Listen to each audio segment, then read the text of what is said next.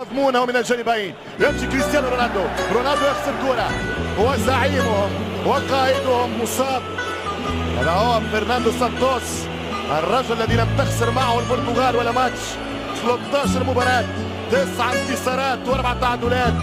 ال14 هي المطلوبة كمرة 14 الكاس الأغلى والغالي البرتغال. شوف الضربة فما إصابة، تخوف في رونالدو كم هي محظوظة فرنسا. إصابات الألمان 2012 اللي سجل هدف الأول يربح النهائي، والرأسية كانت مراد يا باتريسيو. الجول سيف ذا كوين. يا رونالدو على حدك العاثر وعلى حد فرنسا نعال كبير. فرنسا محظوظة غير عادية ضد الألمان، تضرب لهم 3-4 ألمان. هو اليوم رونالدو يبكي مثل عام 2004.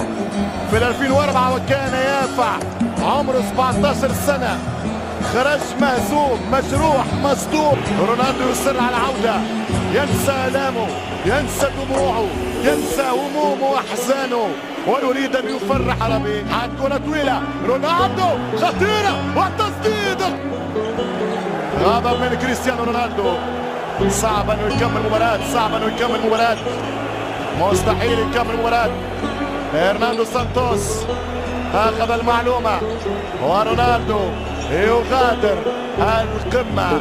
هكذا هي كرة القدم. 24 دقيقة لعب في الشوط الأول، 0 البرتغال 0 فرنسا.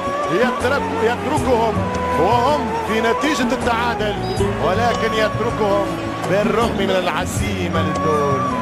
الجمهور البرتغالي صفق ويتحسر ويتألم، وجمهور عانقها. بوس الكاس وارفعها عالية غالية. تحقق حلم للكابيتانو، تحقق الحلم للكابيتانو.